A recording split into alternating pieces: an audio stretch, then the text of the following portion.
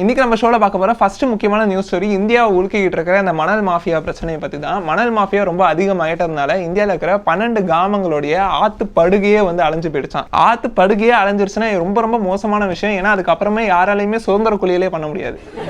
புதிய வானம். இப்போ கரண்டா கன்ஸ்ட்ரக்ஷன் எல்லாமே ரொம்ப பூம் ஆயிட்டு இருக்கிறதுனால மணல் தட்டுப்பாடு அப்படின்றது வந்து இப்போ ரொம்ப அதிகமாக இருக்கு. ஆத்து மணல் தட்டுப்பாடு அப்படின்றது வந்து ரொம்ப வருஷமா நடந்துகிட்டு இருக்கிற ஒரு பிரச்சனை தான். ஆனா இப்ப நிலைமை வந்து ரொம்ப மோசமா இருக்கு அப்படின்னு சொல்லப்படுது. இது இப்படியே போயிட்டே இருந்துச்சுன்னா ஒரு ஆய்வின்படி 10 வருஷத்துல நம்மளால வெறும் பீச் மண்ணில் தான் வீடு கட்ட முடியும் அப்படின்னு சொல்லப்படுது. ஸோ இந்த ஜோக் எப்படி இருக்குன்னு என்னுடைய மேனேஜர் கிட்ட வந்து சொன்னேன். சார் இந்த ஜோக் எப்படி இருக்கு? மண்ணு மாதிரி இருக்கு.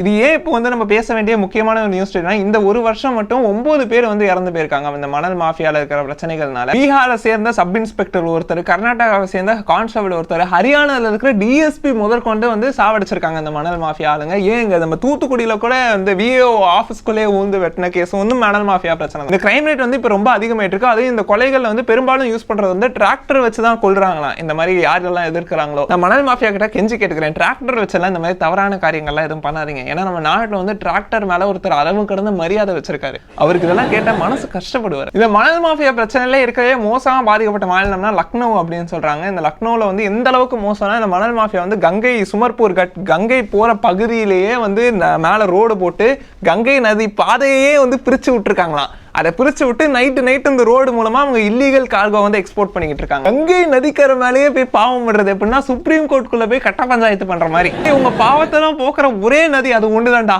அது மேலேயே நீங்க பாவம் பண்றது எவ்வளவு மோசமான காரியம்டா. இந்த ரிப்போர்ட்டின் படி சாண்ட் தான் இருக்கிறதுலே most mind mineral on earth அப்படின்னு சொல்றாங்க. இது வந்து எனக்கு ரொம்ப ஆச்சரியமா இருக்கு. ஏன்னா வந்து இந்த most mind mineral on earth வந்து இதுதான் அப்படின்னு நான் நினைச்சிட்டு இருக்கேன். இந்த ஜோக் வந்து உங்களுக்கு புரியலன்னா நிச்சயமா உங்களுக்கு 18 வயசுக்கு மேல இருக்கும். இந்த ஜோக் வந்து உங்களுக்கு புரிஞ்சது 18 வயசு கீழே இருக்கிறவங்க புரிஞ்சிருந்தா நான் வந்து ரெக்வஸ்டா கேட்டுக்கிறேன், தயவு செஞ்சு நிறுத்துங்க. சரியா? முடியலங்க. இந்தியாவில் சாண்ட் மாஃபியா மோசமா இருக்கிறதுக்கு காரணம் இந்த சாண்ட் மாஃபியா குரூப்புகளும் அந்த ஊர்ல இருக்கிற லோக்கல் பொலிட்டீஷியன்ஸ்க்கும் வந்து லிங்க் இருக்கு அப்படின்னு சொல்லப்படுது. இதனால தான் வந்து இப்போ யாராவது பொதுமக்கள் எதிர்க்கிறாங்களோ, இல்லைன்னா போலீஸ்காரங்க எதிர்க்கிறாங்களோ, இல்லைன்னா கவர்மெண்ட் இந்த விஓ மாதிரி அரசாங்கத்துல வேலை பார்க்குற ஆளுங்க எதிர்க்கிறாங்களோ, அவங்கள கூட கொல்றதுக்கு வந்து இவங்க தயங்கவே மாட்டாங்களா. நீங்க இப்போ இவ்வளவு நேரம் பாக்குறீங்கன்னா யோசிக்கலாம், எப்படி இவன் மட்டும் இவ்வளவு தைரியமா பேசிக்கிட்டு இருக்கான், இவனுக்கெல்லாம் ஒரு பிரச்சனையுமா வராதா? ஏய், நானே பெரிய ரவுடிடா முதல்ல, அதுக்கப்புறம் தான் இதெல்லாம் நாங்கள் எல்லாம் பார்த்துட்டு தான் வந்திருக்கோம் தெரியுமா. இந்தியாவில் இருக்கிற என்விரான்மெண்ட் ஆக்டிவிஸ்ட் எல்லாமே இதுக்கு சொல்ற காரணம் 3ஆ பிரிச்சு சொல்றாங்க. ஒன்று வந்து ஊழல் தான் ஃபர்ஸ்ட் காரணம், இந்தியாவில் சாண்ட் மாஃபியா வந்து இவ்வளவு அதிகமா இப்போ போயிட்டு இருக்கு அப்படின்றதுக்கு சொல்றாங்க. ரெண்டாவது வந்து போலீஸ்க்கு வந்து சரியான ரிசோர்சஸ் இல்ல, சாண்ட் மாஃபியா தடுக்கிறாங்கன்னா அவங்க எல்லாம் நல்ல எக்யூப்டா இருக்காங்க, போலீஸ் தான் எக்யூப்டா இல்ல. மூணாவது முக்கியமான காரணம் என்னன்னா, ஃபோர்ஸ் வந்து அதிகமா இல்ல. மணல் அள்ளுறாங்கன்னா அவங்களை தடுக்கிற அளவுக்கு போலீஸ் டீம் ஃபோர்ஸ் அந்த அளவுக்கு ஸ்ட்ரென்த் இல்ல அப்படின்னு சொல்றாங்க. இப்போ ஹாட்ஸ்பாட்டா மணல் மாஃபியா சொல்ற இடம் என்னன்னா வந்து கர்நாடகா தான். கர்நாடகால இருக்கிற துங்கபத்ரா, ஹீமா, மலப்பிரபா இந்த மாதிரி பல நதிகள் ஆத்து மணலை வந்து அப்படியே அள்ளுறது வந்து அவ்வளவு ஹாட்ஸ்பாட்டா இருக்கு அந்த ரீஜன். இது எந்த அளவுக்கு மோசமா இருக்குன்னு பாருங்க. நான் வந்து இங்க தமிழ்நாட்டுல இருக்கேன், எனக்கே கவலையா இருக்கு உங்க ஆத்து நிலைமையெல்லாம் பத்தி கேட்கும் போது. இப்போ உங்க சிச்சுவேஷன் எவ்வளவு மோசமா இருக்குன்னு பாருங்க. ஏன் முக்கியமான விஷயம்னா, இன்னும் நம்ம ஹைலைட் மேட்டருக்கே வரல. 2018 போலீஸ் டிபார்ட்மெண்ட் சாண்ட் மாஃபியா ஒரு பகுதியில இருக்கிறதுல ரொம்ப ஸ்ட்ரிக்டா இருந்தாங்கன்னா விடவே இல்லையா, மணல் அள்ள விடவே இல்லைன்னு சொல்லிட்டு அந்த சாண்ட் மாஃபியா எல்லாரும் ஒன்னா சேர்ந்துக்கிட்டு அந்த ஊருடைய டெபுட்டி கமிஷனரே போட்டு விடுறதுக்கு வந்து பிளான் பண்ணி அட்டெம்ப்ட் பண்ணிருக்காங்க. இது எந்த அளவுக்கு மோசமான விஷயம்னு பாருங்க. டெபுட்டி கமிஷனர் வந்து அட்டாக் பண்ண முடியுமா? நம்ம இதுக்கு கடைசியா கேள்விப்பட்டது என்னன்னா, சாமி படத்துல வந்து விக்ரம் மேல அடிபடக்கூடாதுன்னு த்ரிஷா அவங்க வந்து லஞ்ச் பாக்ஸ் தூக்கி போடுவாங்க.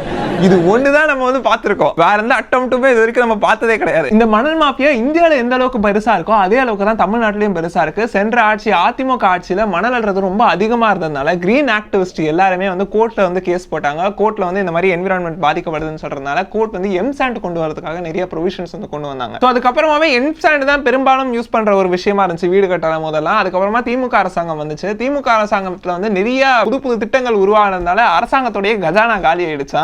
அரசுக்கு நிதி நெருக்கடி வந்து ரொம்ப அதிகமா இருக்கிறதுனால அவங்க வந்து திருப்பி 100 மணல் கிணறுகளை வந்து தமிழ்நாட்டில் ஓபன் பண்ணணும்னு சொல்லிட்டு ஒரு திட்டம் போட்டாங்க. இதுல வந்து 17 ஓபனும் பண்ணப்பட்டுச்சு. இந்த 17 ஓபன் பண்ணதுல டெண்டர் விட்டதுல வந்த உடனடியா பிரச்சனைனா அவங்க எல்லாம் மணல் வந்து அள்ள ஆரம்பிச்சிட்டாங்க இல்லீகல். அதனால வந்து அமலாக்கத்துறை வந்து நிறைய ரெய்டு எல்லாம் நடத்தி அதுல இருந்து நிறைய சீஸ் பண்ணது கூட நீங்க கேள்விப்பட்டிருப்பீங்க. அப்ப கரண்டா 10 மணல் கிணறுகள் வந்து தமிழ்நாடு ஃபுல்லா இயங்கிட்டு இருக்கு ஃபுல் டைம் அப்படின்னு சொல்லப்படுது. ஆனா அரசாங்கத்துக்கு வந்து இன்னும் ஓபன் பண்ணணும் தான் இருக்கு. ஆனாலும் நம்ம எல்லாம் புரிஞ்சுக்க வேண்டிய ஒரு விஷயம் என்னன்னா, எம்சாண்ட் தான் இருக்கிறதுலே பெஸ்ட் அப்படின்னு சொல்லலாம் ஆத்து மணல் அள்ளுறதை விட. வீடு கட்டுறது எந்த அளவுக்கு கஷ்டம்னு எனக்கு தெரியும் சரிங்களா. நானும் பாக்கியலட்சுமி சீரியல் பாக்குறேன்.